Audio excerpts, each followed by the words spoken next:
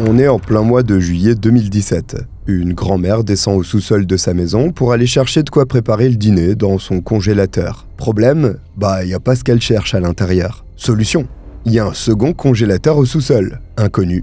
Mamie sait pas ce qu'il y a dedans. Parce que c'est celui qu'un ami de son mari leur a demandé de garder quelques jours. Le temps de régler des problèmes d'électricité. Mais bon, doit bien y avoir 2-3 steaks là-dedans. Oui et non. Quand elle soulève le couvercle métallique, elle trouve pas de hamburger, de steak ou de légumes surgelés. Juste de la viande. Mais de la viande humaine. Ce qu'elle ignore, c'est que ces restes appartiennent à une jeune femme qui est officiellement toujours vivante. Une personne qui continue d'envoyer des messages, de faire ses courses et de payer ses factures depuis des mois. Une victime dont la mort va marquer le début de l'une des affaires criminelles les plus sordides de l'histoire de l'Ohio et des États-Unis. C'est dire à quel point la barre est haute.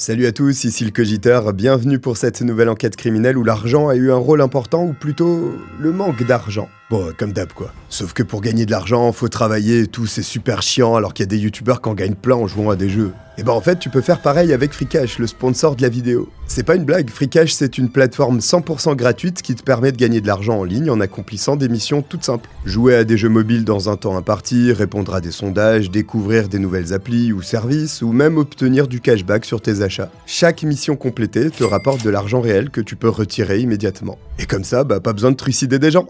Mon Dieu, mais dans quel monde on vit? Tu joues déjà sûrement à des jeux sur ton téléphone, et là, tu gagnes de l'argent en le faisant, et c'est gratuit. En fait, les développeurs ont besoin de trafic pour améliorer le classement de leurs jeux mobiles ou de leur application. Des entreprises ont besoin d'études de marché au travers de sondages, et tout ce beau monde est prêt à payer pour ça. Plus tu joues, plus tu gagnes d'argent, c'est tout simple. Tous les matins dans les transports, une petite partie et c'est réglé. L'inscription, ça prend 2 minutes. Tu choisis le jeu, le sondage ou l'application à découvrir, tu remplis les objectifs et tu accumules de l'argent que tu peux ensuite retirer par PayPal, en crypto ou en carte cadeau. Les paiements sont sécurisés, pas comme nos rues. Et d'ailleurs, Freecash a déjà 240 000 avis utilisateurs sur Trustpilot avec une note excellente de 4,8 sur 5. Et en plus, moi je te fais un cadeau avec mon lien en description, tu as 5 € offerts à ton inscription. Ça te coûte rien et ça te rapporte même, alors hésite pas. Allez, on commence. Au début de l'année 2017, la vie a plus souvent des airs de survie dans les quartiers difficiles de la ville de Youngstown, dans l'Ohio. Parce que la précarité y fait rage. La légende raconte qu'Emmanuel Macron s'est inspiré de Youngstown pour la France. Cette ancienne municipalité industrielle du Midwest américain porte encore les cicatrices de la désindustrialisation massive qui a frappé la région plus d'un siècle auparavant. En 1960, les gens ont commencé à quitter Youngstown en masse, jusqu'à ce qu'elle perde les 2/3 de sa population. Certaines zones sont à présent abandonnées. La ville a un taux de criminalité élevé et une économie souterraine florissante. C'est dans cet environnement que Shannon Graves, que tout le monde surnomme Star, évolue et tente de se construire. Sauf que la jeune femme de 28 ans fait face à l'adversité depuis son enfance, vu qu'elle a grandi au sein d'une famille recomposée assez complexe. En effet, quand sa mère, Christine Graves, tombe enceinte de son père, Ronnie DePaul, ils sont visiblement pas en couple. À ce moment-là, l'homme a déjà une fille de 17 ans, Debbie. Et il n'apprend l'existence de Shannon que 5 ans après sa naissance, en lisant une lettre accompagnée d'une photo. Après ça, Christine et Ronnie se mettent finalement ensemble et ont un second enfant, AJ. Vu l'importante différence d'âge qu'elle a avec ses demi-frères et sœurs, Debbie devient naturellement une seconde figure maternelle pour eux. Les 3 enfants de Ronnie développent donc ainsi un lien indéfectible, même si son aîné n'a pas la même mère que les 2 plus jeunes. C'est d'ailleurs la dernière fois que je vais les nommer demi-sœurs ou demi-frères parce que quand on parle de relations aussi fortes, le demi n'a plus vraiment d'importance. À l'adolescence, Shannon adopte un comportement très rebelle. Ses amis sont peu recommandables. Elle quitte parfois la maison pendant un moment pour vivre avec eux et commence même à se droguer. C'est donc sans réelle surprise que l'adolescente abandonne le lycée sans avoir terminé ses études secondaires. Pour subvenir à ses besoins après sa majorité, Shannon trouve un emploi de danseuse exotique dans un bar. Elle mesure à peine 1,52 m et pèse environ 48 kg. Mais attention aux apparences parce que sa petite stature contraste avec un caractère bien trempé. Shannon a une imposante personnalité et se laisse pas intimider, même par les clients les plus difficiles de l'établissement dans lequel elle travaille. Mais la jeune femme veut changer de vie et elle s'en donne les moyens. Peu à peu, elle parvient à se sortir de ses addictions et reprend ses études à la Raphael Schools of Beauty de Boardman, en parallèle de son boulot au bar. En 2016, Shannon décroche sa licence de cosmétologie, et tous ses proches sont fiers de voir qu'elle reprend enfin le dessus. L'ennui, c'est qu'elle n'a pas entièrement laissé son passé derrière elle, parce qu'elle a toujours un faible pour les mauvais garçons. Voilà, c'est reparti. Arrêtez les mauvais garçons, hein, parce qu'il y en a qui découpent des gens. Bref, Shannon est généreuse de nature. Une bonté qui peut rapidement devenir une faiblesse à exploiter dans les milieux dangereux qu'elle a l'habitude de fréquenter. Bon, des profiteurs, il y en a absolument partout, on n'est pas prêt de voir l'espèce s'éteindre. Le quartier où vit Shannon est marqué par la pauvreté, les trafiquants tout genre et les relations toxiques qui naissent de la désespérance sociale. Donc Debbie s'inquiète régulièrement des choix de sa sœur, notamment en matière de fréquentation amoureuse. Shannon manifeste en réalité une forme de syndrome du sauveur. Elle croit qu'en tendant la main à des hommes en difficulté, loin d'être des princes charmants, elle a peut-être une chance de les faire changer. Mais qu'on se le dise, si ça peut parfois être le cas, ça reste assez rare. Et généralement, vous ramassez plus qu'autre chose quand vous vous risquez à essayer. Et justement, à l'approche de l'été 2017, Debbie s'interroge. Shannon se serait-elle encore mise dans une galère de couple quelconque ? Parce qu'il se trouve que ça fait un bon moment qu'elle lui a pas donné de nouvelles. Au début, la femme de 45 ans ne s'est pas inquiétée.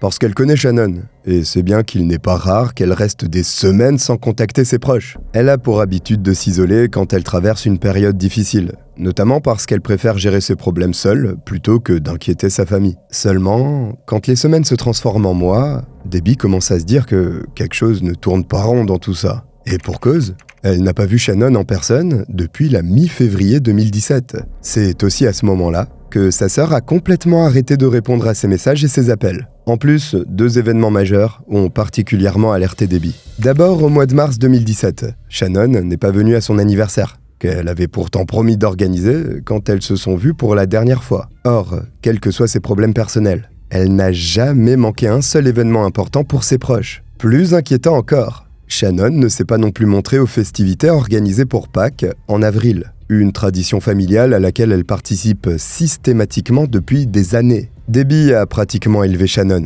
elle la connaît par cœur. Et pour elle, ces absences successives sont révélatrices de quelque chose de plus grave que d'habitude. Alors, le 22 juin 2017, soit 4 mois après sa dernière conversation avec sa sœur, elle pousse la porte du commissariat de police de Youngstown avec une angoisse grandissante. Une fois son signalement enregistré par les autorités, les premières vérifications sont rapidement effectuées et les éléments qu'elle met au jour sont pour le moins troublants. Shannon est là et pas là en même temps. Elle est nulle part aux alentours, mais toutes ses affaires sont encore dans son appartement de Mahoning Avenue, y compris son téléphone portable, son portefeuille contenant ses papiers d'identité et sa carte de crédit. Sa voiture, quant à elle, est garée devant l'immeuble, clé à l'intérieur. Comme si Shannon était juste sortie faire une course. D'ailleurs, sa chienne pitbull Molly est là, dans l'appartement, et on voit qu'elle est bien portante. Ce qui est curieux, c'est qu'elle soit là, justement, parce que sa maîtresse l'adore, et s'en occupe avec un dévouement absolu. Faut bien comprendre que Shannon emmène Molly partout, lui achète de la nourriture haut de gamme et lui parle comme si elle s'adressait à un enfant. Tous ceux qui la connaissent bien savent qu'elle a une relation fusionnelle avec sa chienne, et que jamais elle ne l'aurait laissée seule en quittant l'appartement. Pourtant, Shannon demeure introuvable et injoignable. Cela dit, en dépit de ça et de tout ce qui a été observé chez elle, les policiers restent sceptiques face aux inquiétudes de Debbie, parce qu'il y a un élément important qui contredit la théorie de la disparition involontaire. Rappelez-vous, un peu plus tôt, je vous ai dit que Shannon n'avait plus donné de nouvelles depuis le mois de février.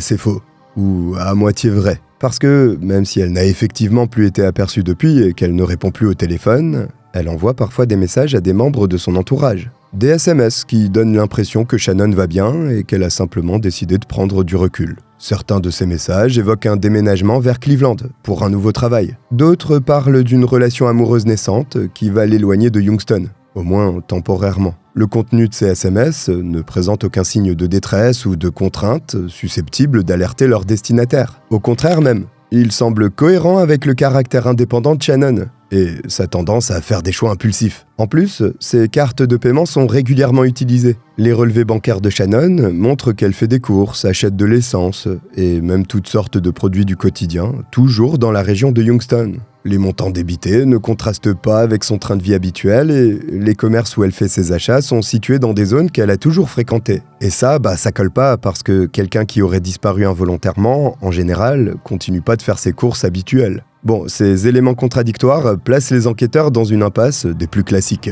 D'un côté, une sœur angoissée vient de signaler une disparition inquiétante, et il est difficile de nier qu'il existe bel et bien des signes qu'elle n'a peut-être pas tort. De l'autre, il y a une série d'indices suggérant que Shannon continue simplement sa vie, sans maintenir réellement le contact familial. Cette situation, en réalité, n'est pas rare dans le milieu précaire qui est le sien. Les ruptures familiales temporaires, les départs soudains et les changements de vie radicaux font partie du quotidien de nombreuses personnes en difficulté. Et faut bien l'admettre, les forces de l'ordre de Youngstown sont déjà surchargées par la criminalité locale. Elles ne peuvent donc pas se permettre de mobiliser d'importantes ressources pour retrouver une adulte, qui plus est quand elle donne des signes de vie réguliers. L'enquête démarre mais au ralenti, puisqu'elle se limite à quelques vérifications de routine ainsi qu'à des interrogatoires superficiels. Sans réelle surprise, les investigations piétinent rapidement, et les proches de Shannon se retrouvent abandonnés à leur angoisse. Et personne ne se doute qu'à quelques kilomètres de là, dans une paisible banlieue, des retraités vont faire une sordide découverte qui va bouleverser cette affaire.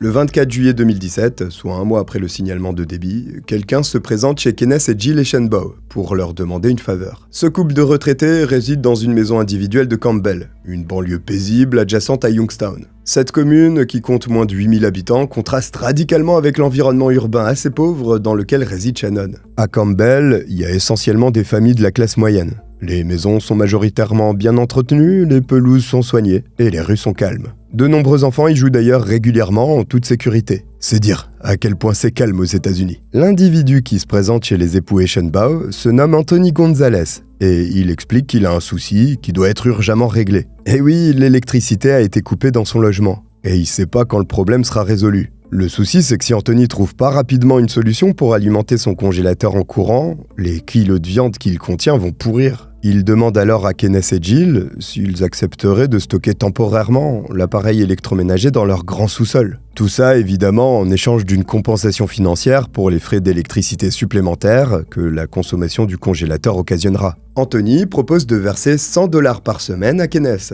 mais il refuse, en disant que $20 pour le mois, ça suffit largement. Ouais, mais il va regretter les $100.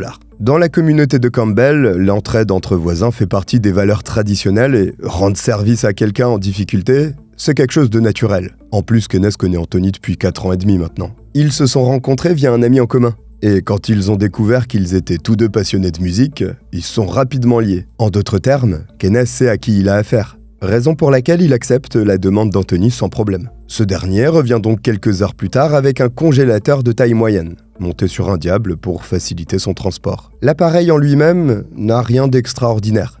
Ce qui est inhabituel, c'est qu'un cadenas a été posé dessus pour le garder verrouillé. Kenneth trouve ça très étrange sur le coup, mais il n'en fait pas la remarque à Anthony. Le congélateur est branché dans un coin discret, loin des zones de passage et remis immédiatement en marche. Anthony remercie chaleureusement les époux Eschenbaugh pour leur générosité et leur promet de revenir récupérer son bien dès que ses problèmes d'électricité seront résolus. 5 jours durant, le congélateur ronronne silencieusement dans le sous-sol de Kenneth et Jill sans attirer la moindre attention. L'appareil fonctionne parfaitement, ne fait pas de bruit excessif et ne représente aucune gêne pour le couple. Mais le 29 juillet 2017, en début de soirée, cette apparente tranquillité va voler en éclats d'une manière qu'on peut qualifier de traumatisante. À ce moment, Jill descend au sous-sol afin de récupérer de quoi préparer le repas pour ses petits-enfants qui doivent venir manger. Elle veut leur faire des hamburgers maison.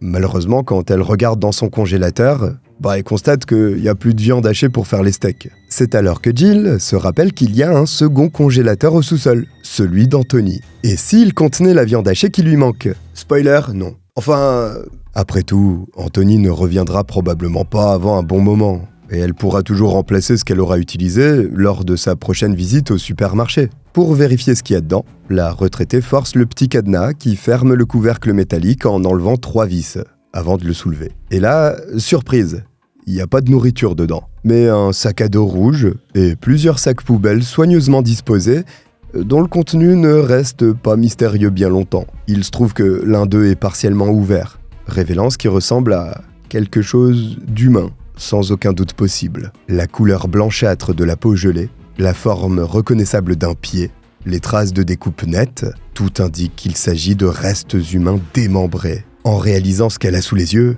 Jill referme immédiatement le congélateur avec le cadenas, et se dirige vers les escaliers pour alerter son mari, resté à l'étage. Ses jambes la portent à peine, tant le choc est violent.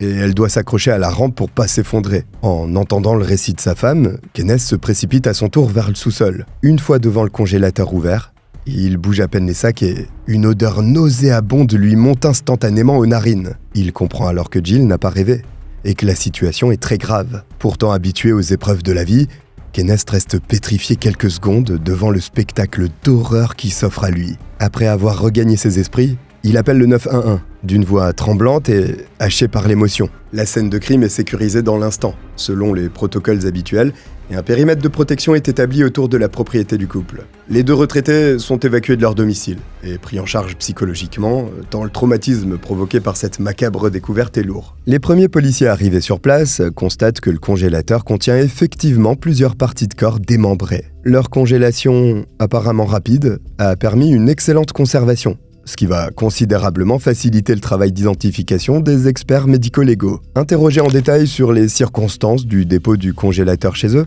Kenneth et Jill fournissent aux enquêteurs la première piste sérieuse de l'affaire. La description d'Anthony permet d'établir un portrait robot dans la foulée et de lancer des recherches dans la base de données de la police. L'expertise médico-légale, menée par l'équipe du médecin légiste du comté de Mahoning, révèle que les restes appartiennent à une jeune femme, probablement âgée de 20 à 30 ans. Son corps a été démembré avec des instruments tranchants, de type machette ou couteau de boucher. Le tout suggère une certaine préméditation et une connaissance rudimentaire de l'anatomie. Dans le congélateur, les enquêteurs découvrent les bras et les jambes de la victime, ainsi que des morceaux d'épines dorsales, des fragments de crâne et quelques dents. Mais une grande partie du corps, notamment le tronc et la majeure partie de la tête de la victime, ne s'y trouvent pas. Des absences qui laissent à penser que d'autres méthodes de destruction ont été employées pour faire disparaître ces parties plus reconnaissables. L'identification formelle de cette malheureuse jeune femme se fait d'emblée grâce à un élément crucial, qui relie immédiatement cette affaire à une autre.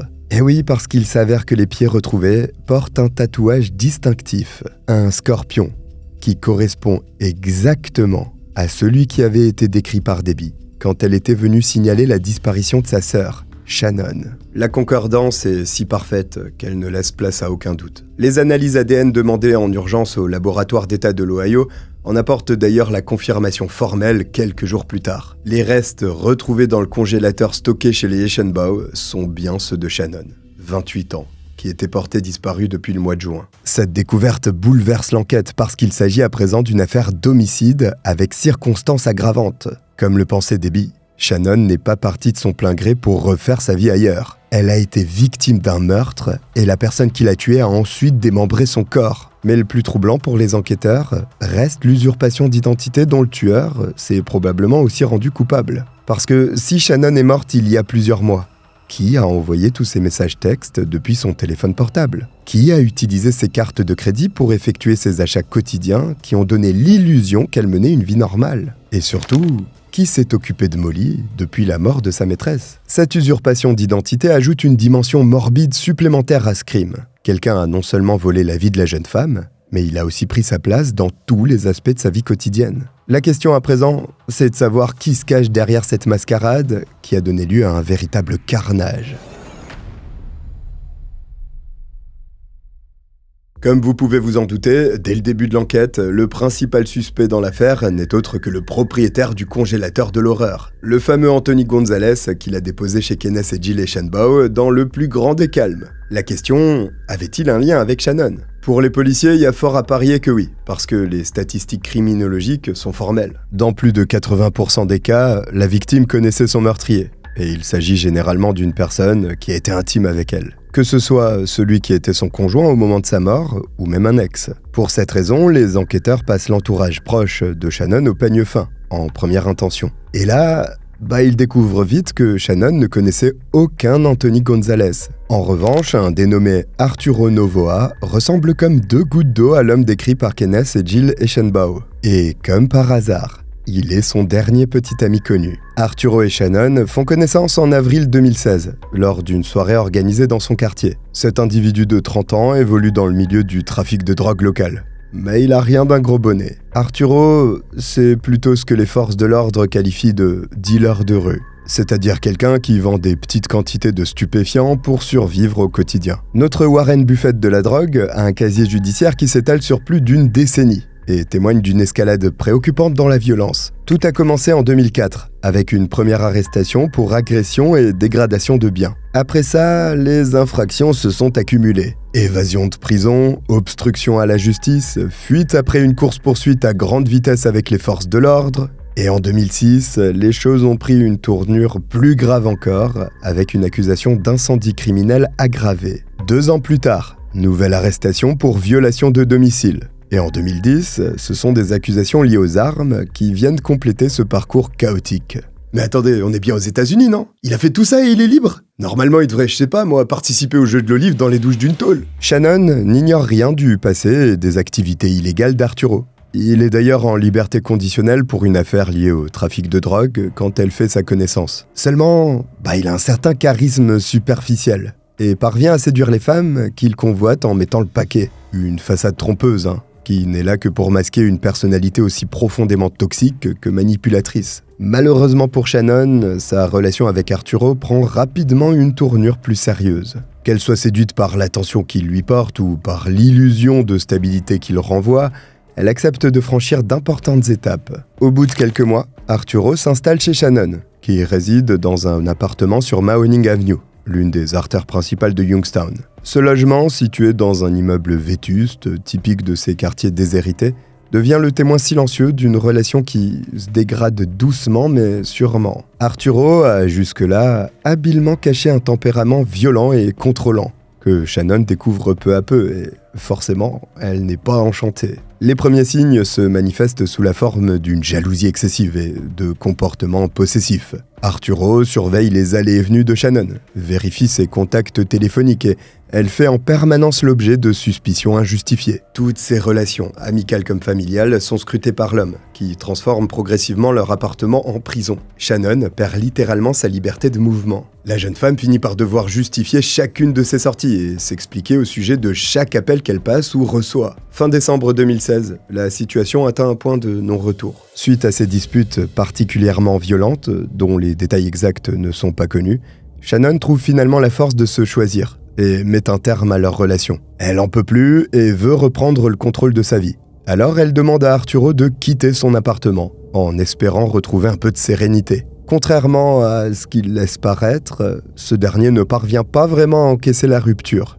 Mais il accepte tout de même de s'en aller. Après son départ, Arturo s'installe chez Katrina Layton, une mère célibataire de 36 ans qui vit dans une maison individuelle située sur Shields Road, dans la banlieue de Boardman. C'est en réalité son ex. Arturo et Katrina se connaissent depuis 9 ans. Ils ont déjà été en couple plusieurs fois et se remettent encore ensemble à l'occasion quand ils sont célibataires. Cette femme élève seule ses 2 enfants âgés de 13 et 10 ans et travaille occasionnellement dans diverses petites entreprises locales. Cependant, les revenus de Katrina sont très irréguliers et c'est généralement grâce aux aides sociales qu'elle subvient aux besoins de sa famille. Sa situation de mère célibataire en difficulté financière la rend particulièrement réceptive aux attentions d'Arturo. Donc, dès qu'il passe sa porte, elle retombe à nouveau dans ses bras. Contrairement à Shannon, Katrina a une obsession malsaine pour Arturo. Elle croit évidemment à tort que cette fois, elle arrivera à le garder et son amour pour lui l'aveugle complètement.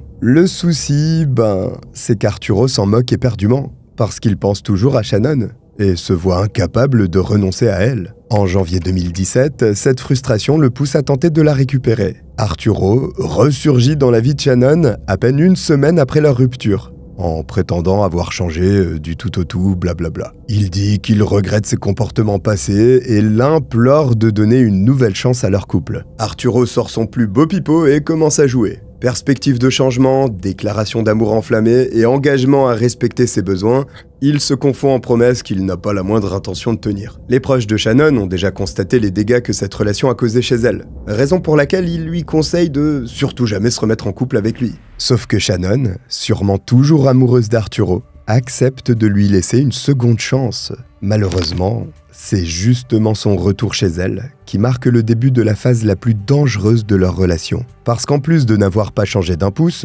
surprise, il est même devenu pire qu'avant. Arturo a passé cette semaine de séparation à ressasser sa colère. Et une rancœur tenace l'anime à présent. En plus, le trentenaire doit désormais gérer une situation potentiellement explosive. Parce que, rappelez-vous, quand il a tenté de récupérer Shannon, il venait de se remettre en couple avec Katrina. Cette double vie crée des tensions insoutenables qui vont finalement exploser de la pire des manières. Mais avant d'en arriver à ce point, revenons-en d'abord à l'enquête.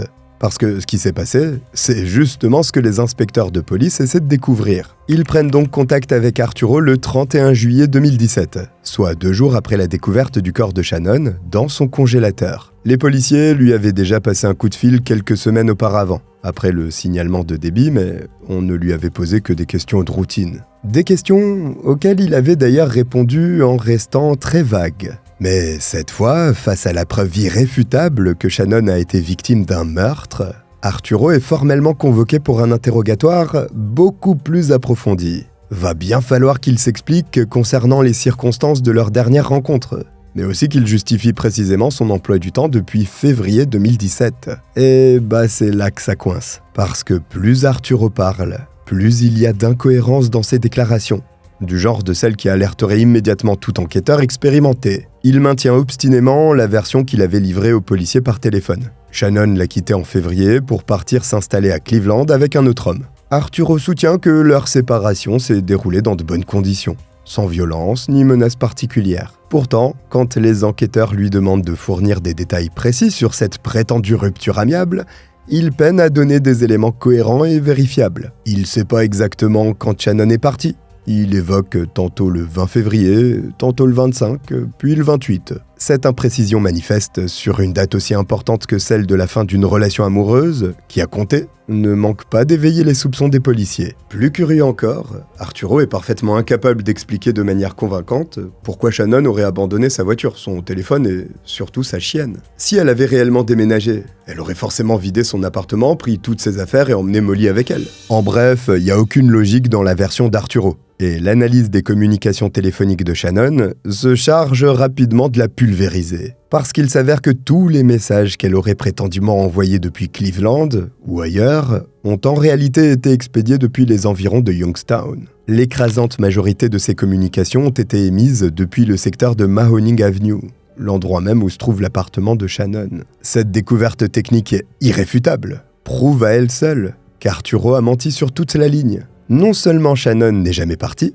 mais quelqu'un a délibérément utilisé son téléphone depuis son domicile pour maintenir l'illusion qu'elle était encore en vie. Bon, et puis accessoirement, Arturo avait un congélateur cadenassé plein de morceaux de cadavres découpés. La présomption d'innocence pourrait avoir des limites, genre cadavre dans frigo. Quoi qu'il en soit, à présent, les enquêteurs ont compris qu'ils font face à une manipulation d'une ampleur inédite dans les annales criminelles de l'Ohio. Pendant des mois, une mise en scène destinée à masquer le meurtre de Shannon a été mise en place. Grâce à ça, son entourage a bien cru pendant un temps qu'elle poursuivait sa vie en les tenant simplement à distance. Cette stratégie de dissimulation révèle une préméditation et un sang-froid qui dépassent largement le crime passionnel, typique des affaires de violence conjugale. L'analyse parallèle des relevés bancaires de Shannon permet de mettre au jour l'ampleur de la supercherie. Comme vous le savez déjà, ces cartes de crédit ont continué d'être utilisées avec une régularité parfaite depuis février 2017. Des achats a priori des plus classiques. Sauf que c'était sans compter sur leur examen détaillé par des experts en fraude,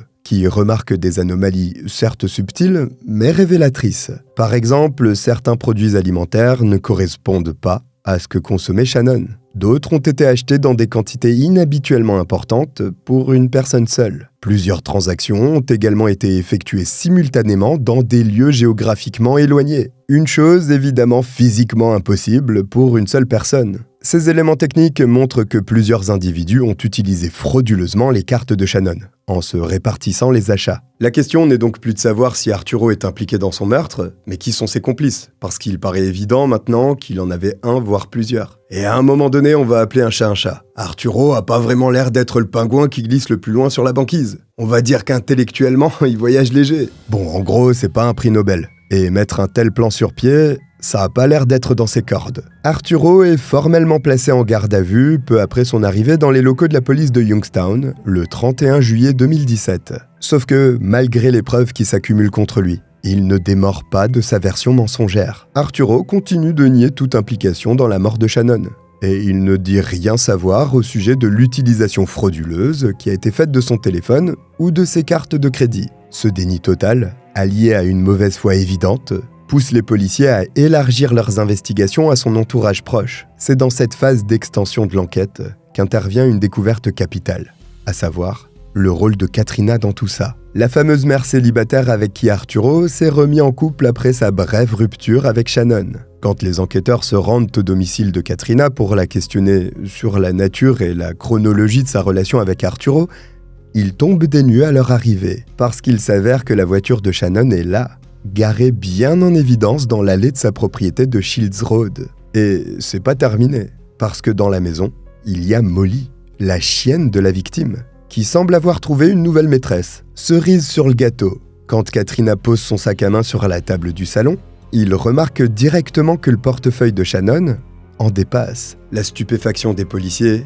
est totale. Katrina utilise la voiture de Shannon, elle a adopté sa chienne et dispose à sa guise de ses moyens de paiement ainsi que de ses documents d'identité. Mais la découverte la plus stupéfiante reste encore à venir. En effet, l'enquête révèle rapidement que l'appartement de Mahoning Avenue, où ont vécu Shannon et Arturo, est désormais occupé par Katrina. Elle s'est tout appropriée. Katrina s'est installée chez Shannon après sa disparition et mène une vie qui ressemble étrangement à la sienne. Elle utilise ses meubles, dort dans son lit et gère son courrier. Face aux questions pressantes des policiers, Katrina tente d'abord de justifier cette situation aberrante par des explications bancales, manifestement préparées à l'avance. Elle prétend qu'Arturo lui a confié la garde temporaire de Molly après le départ de Shannon pour Cleveland, parce que la chienne n'aurait pas pu s'adapter à ce nouvel environnement. Katrina précise au passage que Shannon lui a donné sa voiture parce qu'elle n'en aurait plus besoin dans une grande ville où les transports en commun restent plus pratiques. Concernant le portefeuille et les cartes de crédit,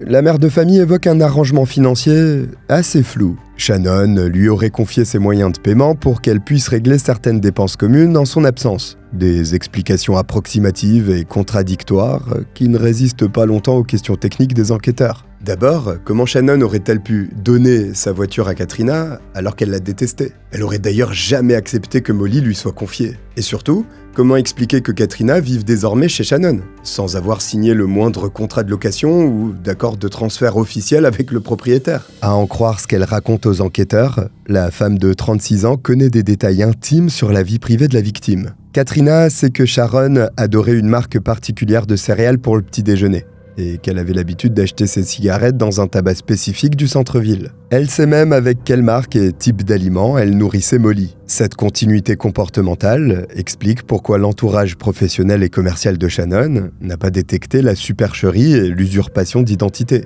L'analyse technique des messages envoyés depuis son téléphone prend d'ailleurs une nouvelle dimension à la lumière de ces éléments tout frais. Des experts linguistiques de la police d'État comparent le style rédactionnel de ces SMS avec des échantillons d'écriture authentique de Shannon. Et les résultats sont sans appel. Ils confirment qu'une grande majorité de ces messages textes ont été rédigés par Katrina, qui a consciencieusement imité la façon d'écrire de Shannon. Ses expressions favorites, ses fautes d'orthographe récurrentes et même son style d'humour particulier. Elle a tout utilisé pour pouvoir se faire passer pour elle. Katrina n'a pas simplement profité de la mort de Shannon pour s'approcher temporairement de ses biens matériels. Elle a délibérément pris possession de son identité. Une forme de meurtre psychologique qui prolonge et amplifie l'horreur du crime physique initial. Ah et tiens, puisqu'on parle d'horreur, accrochez-vous. Le 24 février 2017 est en réalité le jour où Shannon a perdu la vie. Et elle l'a perdu dans des circonstances d'une violence inouïe. Ce matin-là, pourtant, rien ne laissait présager de la tragédie qui va se dérouler dans l'appartement de Mahoning Avenue. Shannon commence sa journée comme d'habitude, quand Arturo semble de son côté particulièrement agité. L'homme traverse depuis plusieurs jours une période de tension psychologique extrême. Il se trouve tiraillé entre sa relation officielle avec Shannon et sa liaison secrète avec Katrina. Une situation devenue insupportable. D'un côté, il y a la première, qui commence à se douter sérieusement qu'Arturo lui est infidèle depuis qu'elle s'est remise avec lui. Shannon est d'ailleurs à peu près sûre que s'il la trompe, c'est avec Katrina. Elle connaît leur passif et ne peut pas la voir en peinture. Elle interroge régulièrement Arturo sur ses absences inexpliquées, ses sorties nocturnes mystérieuses et ses changements d'humeur soudains. De l'autre côté, y a Katrina, qui exerce elle aussi une pression croissante sur l'homme pour qu'il rompe définitivement avec Shannon, qu'elle considère comme une rivale. Cette maman de 2 enfants ne supporte pas d'être reléguée au rôle de maîtresse et exige d'avoir une relation exclusive avec Arturo. Katrina lui demande alors de faire un choix clair et définitif entre Shannon et elle. Seulement, il peut pas s'y résoudre et repousse constamment cette prise de décision. Arturo trouve des avantages dans chacune de ses relations, donc il ne souhaite renoncer à aucune des deux. C'est le 24 février que la tension atteint finalement son paroxysme et qu'une violente dispute éclate entre Shannon et Arturo. Il finit par sortir de ses gonds.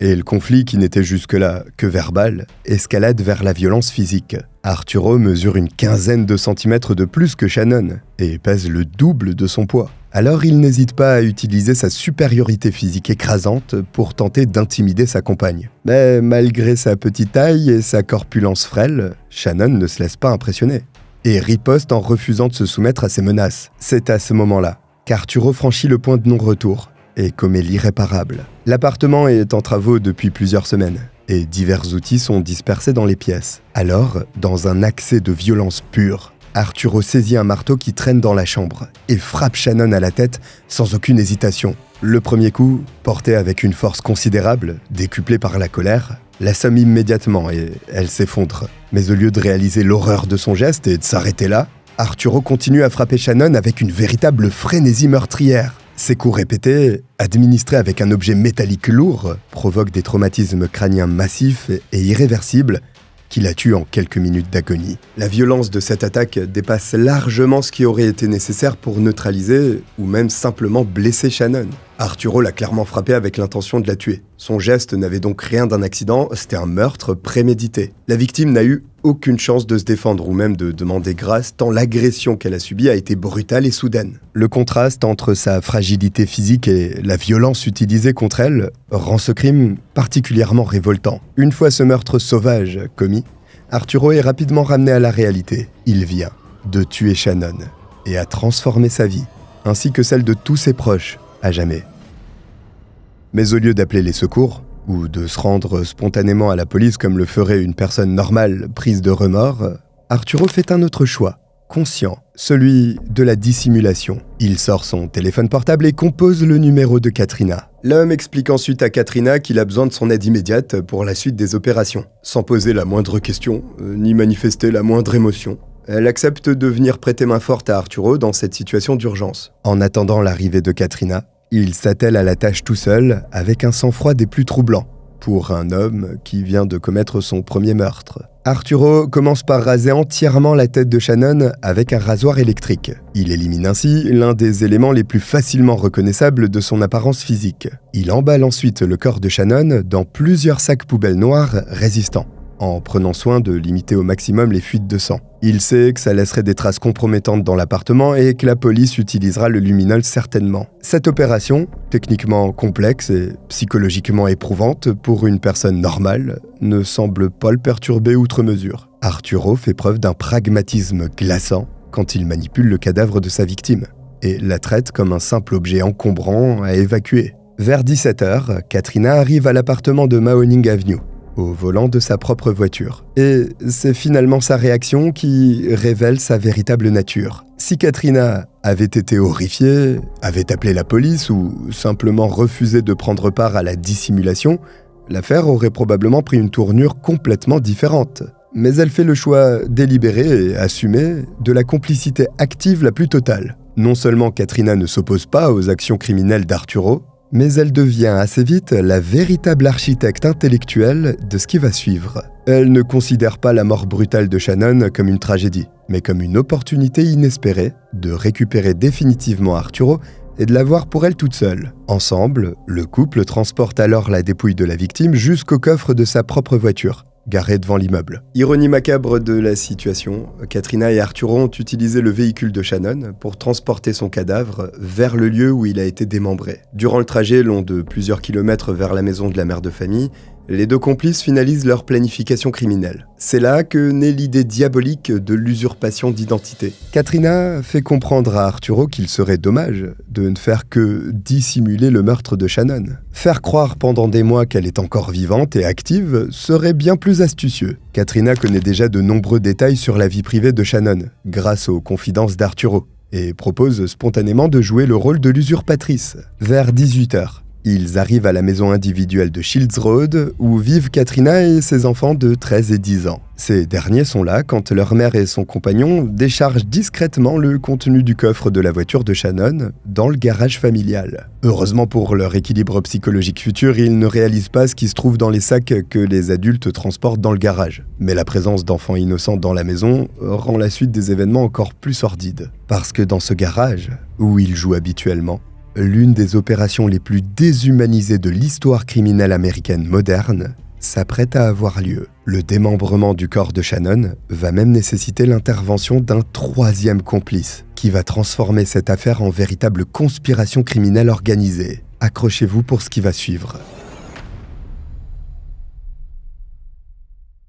Le 25 février 2017, soit le lendemain du meurtre, Arturo passe un appel téléphonique. Il contacte Andrew Herman, un homme de 28 ans qu'il connaît depuis plusieurs années parce qu'il traîne lui aussi dans les milieux marginaux et criminels de Youngstown. Arturo sait que son ami possède certaines compétences particulières et une absence de scrupules moraux qui pourraient lui être extrêmement utiles dans le cas présent. Clairement, faut être ravagé du bulbe pour démembrer quelqu'un. En effet, Andrew présente un profil psychologique pour le moins spécial, qui fait de lui le complice idéal dans ce genre de situation. Depuis son adolescence, il a une fascination morbide et malsaine pour la mort et les cadavres, sous toutes leurs formes. Andrew a aussi plusieurs fois laissé entendre qu'il avait des fantasmes nécrophiles. L'appel téléphonique entre Arturo et lui reste volontairement évasif et codé. Le premier se contentant de dire à son interlocuteur qu'il a un gros problème à régler, rapidement, et qu'il a besoin d'une aide spécialisée. Arturo demande à Andrew de le rejoindre le plus rapidement possible à l'adresse de Shields Road avec ses outils spéciaux. Une allusion transparente qu'il comprend sans avoir besoin d'explications supplémentaires. Andrew possède en effet une impressionnante collection d'instruments tranchants et de découpe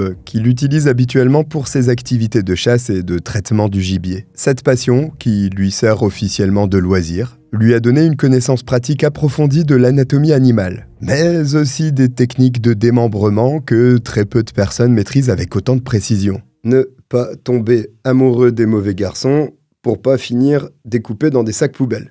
Voilà. Bon, et maintenant, place au traditionnel moment boucherie-charcuterie, typique de ce genre d'affaires, malheureusement. Le 25 février, vers 14h, Andrew arrive chez Katrina en voiture. Sa femme, Michelle Lillenfeld, 27 ans, a été mise au parfum mais n'est pas venue avec lui. De toute façon, elle sait depuis des années que les activités d'Andrew sont louches et illégales. Quand ce dernier découvre le contenu réel des sacs poubelles stockés dans le garage de Katrina, il accepte de démembrer Shannon sans trop poser de questions. Le démembrement commence dans l'après-midi du 25 février et se poursuit jusque tard dans la soirée. Andrew utilise principalement une machette de chasse, une arme blanche d'une efficacité redoutable pour trancher les os les plus résistants et les cartilages. Elle permet un travail de découpe propre et précis qui limite considérablement les éclaboussures de sang. Andrew sépare d'abord méticuleusement les bras et les jambes du tronc principal, puis il détache soigneusement la tête de Shannon de son cou. Arturo assiste à cette boucherie humaine avec un détachement émotionnel complet.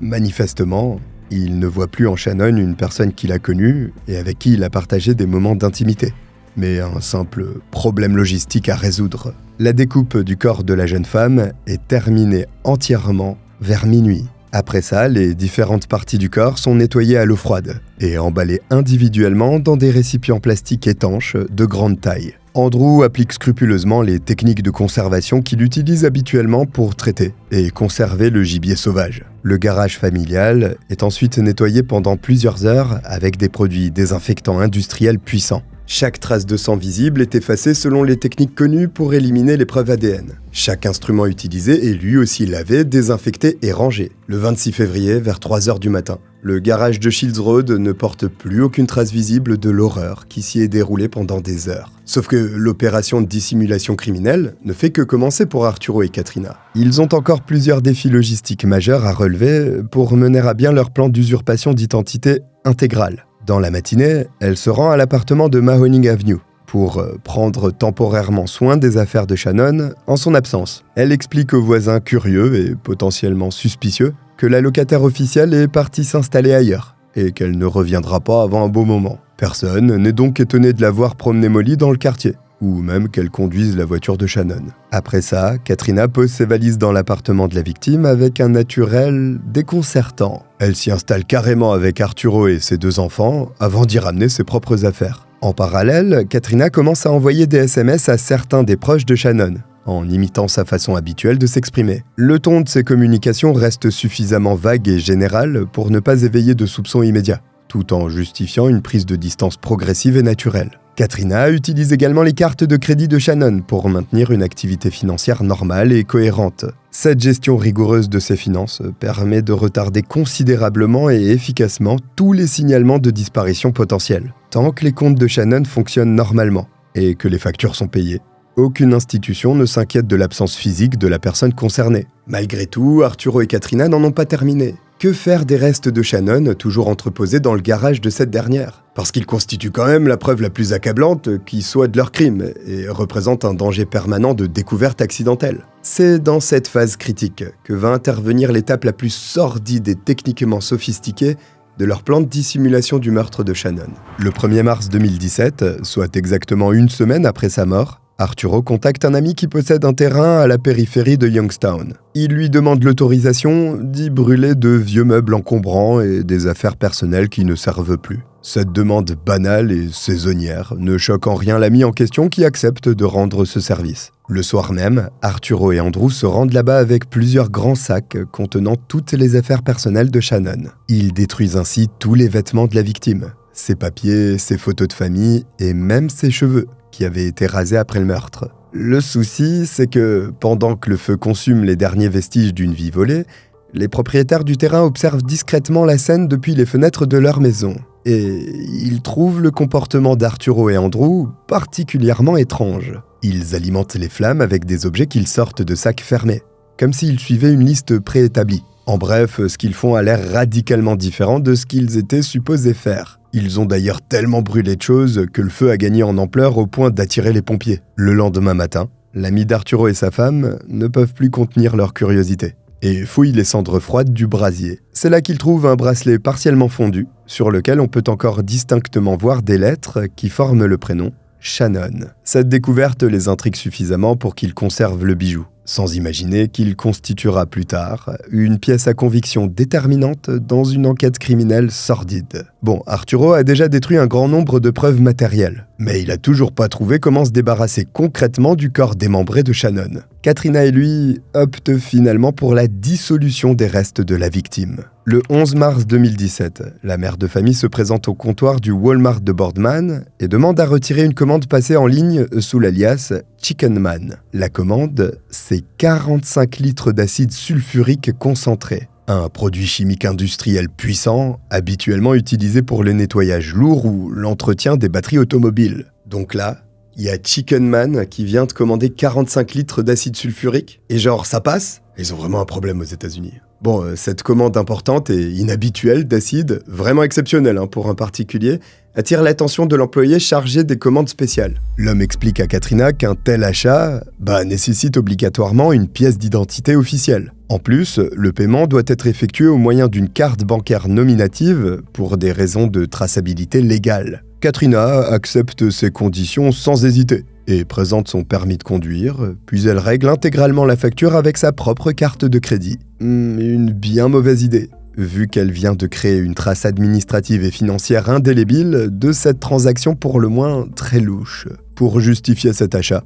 Katrina prétend avec aplomb que l'acide est destiné à nettoyer une piscine familiale extrêmement sale. Cette explication convainc à moitié l'employé expérimenté.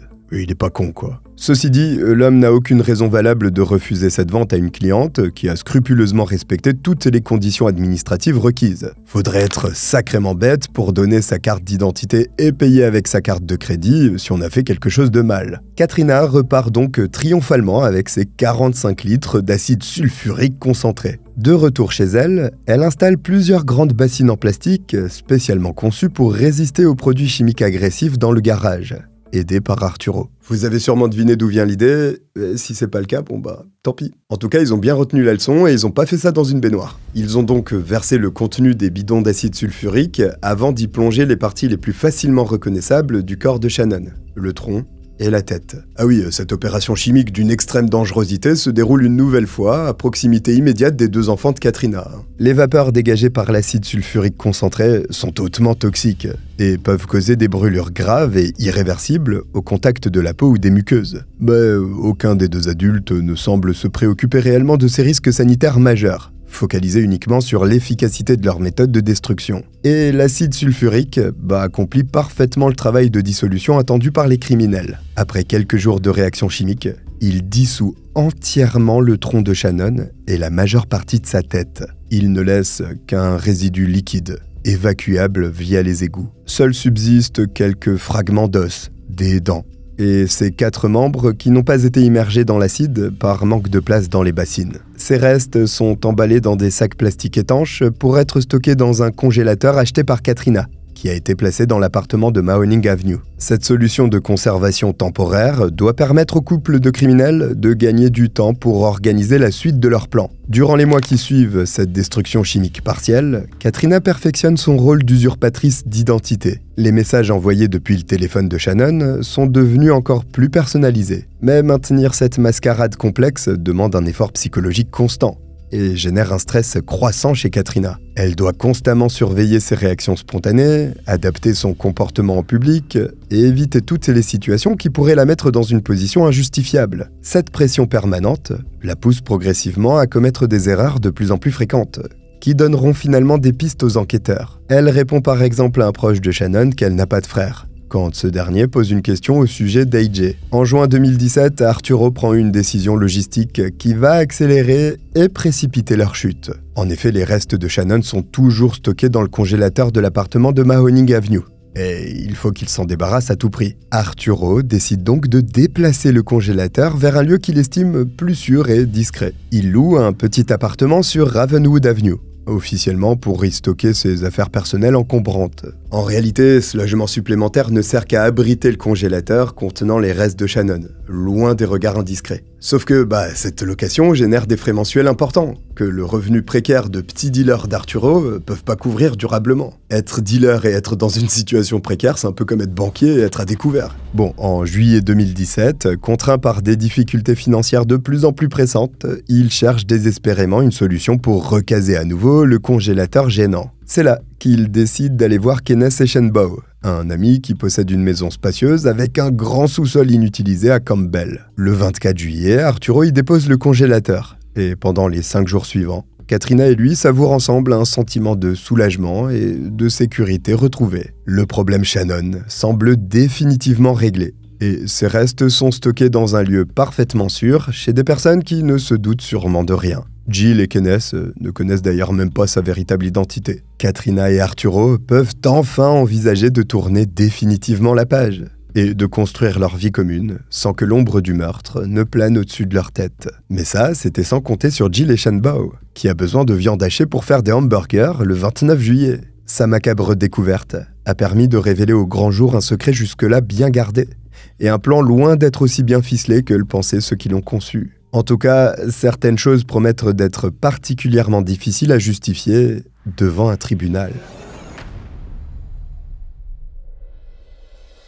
Katrina est appréhendée peu de temps après l'arrestation d'Arturo, ainsi qu'Andrew. La mère tente d'abord de nier toute implication dans cette affaire, mais elle comprend vite que si elle parle pas, elle ne reverra pas ses enfants de sitôt. Et oui, sa caution a été fixée à plusieurs centaines de milliers de dollars, et elle les a pas. Il est donc préférable pour elle de trouver un accord avec le procureur. Katrina décide d'avouer son implication et de tout dire, y compris en ce qui concerne les faits reprochés à ses 2 complices, qui refusent d'ailleurs toujours de parler. En retour, le procureur permet à la mère de famille de rentrer auprès de ses enfants dans l'attente de son procès, à la seule condition qu'elle ne contacte pas Arturo. Évidemment, cette libération prématurée et dissimulée provoque la colère explosive des proches de Shannon, qui découvrent par hasard que Katrina a été relâchée. Cette situation révoltante pousse Debbie à déposer une plainte officielle auprès de l'association du bureau du comté de Mahoning. Suite à cette démarche, l'affaire est transférée à un procureur spécial du bureau du procureur général de l'Ohio. Un changement qui transforme radicalement l'approche judiciaire donnée à l'affaire. Le nouveau procureur découvre rapidement que Katrina a délibérément violé les termes de son accord de coopération initial. Et oui, les autorités pénitentiaires apprennent qu'elle a monté tout un système pour faire passer clandestinement des notes manuscrites à Arturo,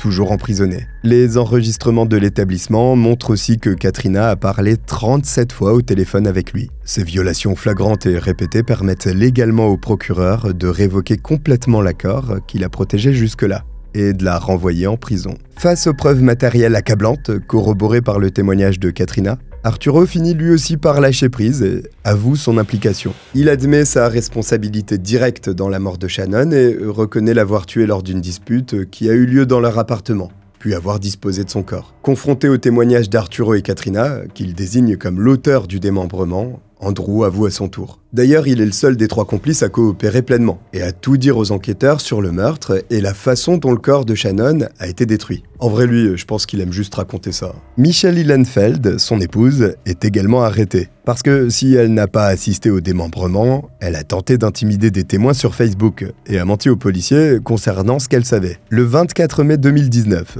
Arturo Novoa est traduit en justice pour répondre de 43 chefs d'accusation distincts et plaide coupable de l'ensemble des charges qui pèsent contre lui. Cette décision lui permet d'éviter un procès au cours duquel tous les détails sordides de ses crimes auraient été publiquement révélés. Par contre, ça lui épargne pas une condamnation exemplaire, également motivée par son casier judiciaire déjà bien chargé. Le 14 juin, Arturo est condamné à une peine d'emprisonnement à vie avec une période de sûreté de 48 ans. La période de sûreté sera plus tard réajustée à 43 ans pour erreur technique. Mais cette sentence reste l'une des plus lourdes jamais prononcées dans le comté de Mahoning. Et surtout, Arturo a peu de chances de sortir de prison un jour, ou s'il le fait, il boira sûrement sa soupe à la paille. Katrina, quant à elle, a un parcours judiciaire plus complexe, en raison de la révocation de son accord avec l'ancien procureur chargé de l'affaire. Le 30 janvier 2020, elle est condamnée à 18 ans de prison ferme, une sentence qui reflète enfin le rôle central qu'elle a occupé dans les faits. Michelle divorce d'Andrew pendant la procédure judiciaire. Elle plaide coupable et le 26 février 2020, elle est condamnée à 2 ans de prison ferme, suivie de 6 mois dans une maison de transition, le tout assorti de 5 ans de probation. Cette condamnation modérée sanctionne ses actes et ses mensonges sans détruire complètement ses perspectives d'avenir. Andrew, quant à lui, a coopéré au maximum avec les autorités et il bénéficie donc d'une relative clémence judiciaire. Le 11 mars 2020, il est condamné à 12 ans de prison pour sa participation au démembrement et à la dissimulation du corps de Shannon. L'affaire Shannon Graves a révélé des dysfonctionnements majeurs dans le système judiciaire américain. Elle a notamment mis en lumière les problèmes concernant les droits des victimes et l'information obligatoire des familles lors des négociations de plaider coupable. Cette affaire a fortement contribué à renforcer l'application de la loi Marcy dans l'Ohio, celle qui garantit aux familles de victimes le droit d'être consultées avant la conclusion d'accords judiciaires. Le nom de Shannon Graves est devenu le symbole d'une lutte universelle contre toutes les formes de violence faites aux femmes. Son histoire rappelle que partout dans le monde, des femmes vivent dans l'ombre de relations toxiques, espérant un avenir meilleur qui ne viendra peut-être jamais. Le courage de Shannon, qui a tenté de quitter Arturo en décembre 2016, avant d'accepter son retour, illustre combien il est difficile de sortir d'un cycle de violence conjugale. Si vous, ou quelqu'un que vous connaissez, êtes victime de violences de ce type, qu'elles soient physiques ou psychologiques, sachez que vous n'êtes pas seul. Vous pouvez obtenir de l'aide. En France, le 3919 est le numéro national d'information pour les femmes et les familles victimes de violences. L'appel est gratuit et anonyme. Voici pour cette affaire, merci à Fricage d'avoir sponsorisé la vidéo. N'oubliez pas le lien en description pour obtenir 5 € offerts à votre inscription et gagner de l'argent en jouant à des jeux. Si vous avez tenu jusqu'au bout, écrivez frigo en commentaire. Là, on est sur les true crimers durs. Abonnez-vous aussi si vous avez oublié de le faire, le petit like, tout ça. Je vous remercie de m'avoir regardé, je vous dis à très vite. Bye.